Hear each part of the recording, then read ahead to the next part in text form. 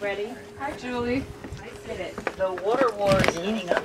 City leaders are pushing tap water over the costly and not so green bottled H2O. I'm Lynn Neary. Concerns about the safety of tap remain, but no one knows what to do with those bottles. Tap versus bottle. Carlene there. I have a producer behind me. Hello, how are you? Good to meet you. I'm glad you look just like your pictures. Yeah, well, yeah. I hope so. And right now, it's time for the opinion page. We're going to do things a little bit differently today. Normally in this segment, we talk with the writer of a particularly interesting op-ed from the weekend newspapers. Today, we're going to talk about a particularly interesting documentary.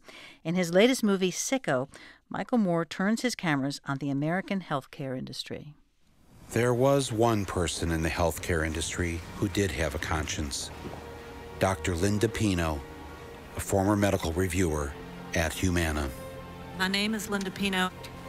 I am here primarily today to make a public confession. In the spring of 1987, as a physician, I denied a man a necessary operation that would have saved his life and thus caused his death. Let's start out by talking about that word documentary, Yeah, sure. because so many times you've been criticized for presenting only one side of a story in your films. Right. Providing the balance. Right. That's what I'm criticized for, actually being the balance.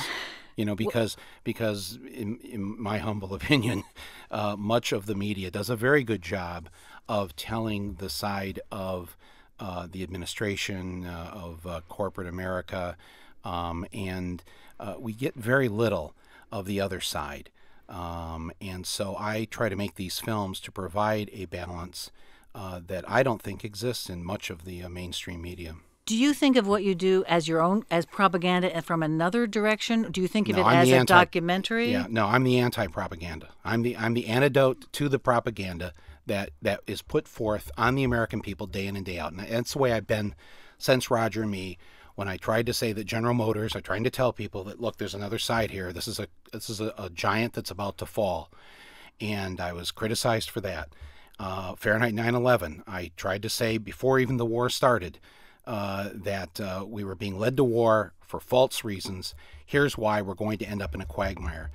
And it's you know, so I'm sometimes this lone voice saying these things, and I get piled on a lot because I'm trying to go against the propaganda and go down the entire list on many of the issues. I would say that I'm very much in sync with the average American, and so therefore the films have resonated with a very wide mainstream audience.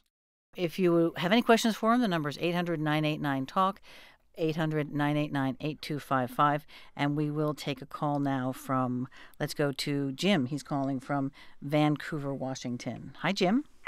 Yeah, my question is, I'm a teacher in Vancouver, Washington. I teach film and video to 6th through 12th graders, to youngsters, including documentary. And I've been criticized some in the past for showing your films, and have seen every one of them.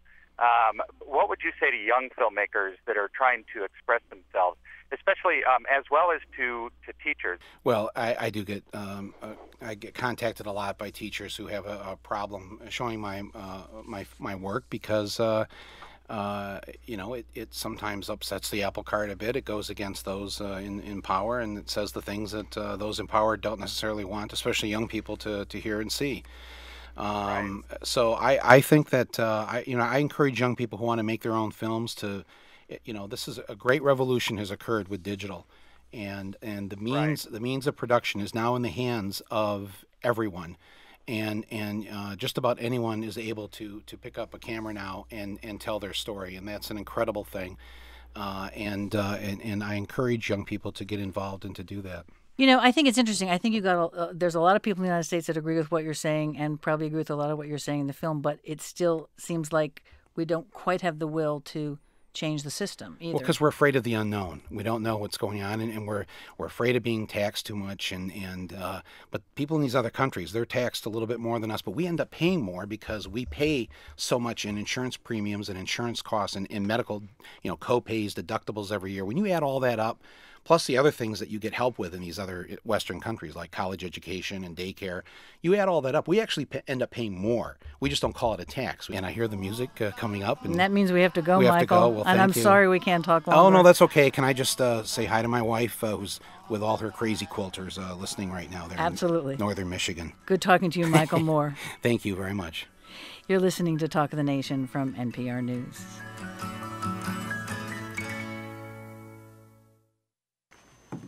Thanks. You ended with Cat Stevens. How nice is that? Well, you ended the movie with Cat Stevens. No, I know. I love that song. Yeah. Remember Harold and Maude? Yes, absolutely. I remember. That's where that he never put that album really, or that song on an album, but it was. I remember it from the movie. So. Well, it was good talking to you. All right. Well, thank you very much. It was fast. It was fast. That was a quick 20 minutes.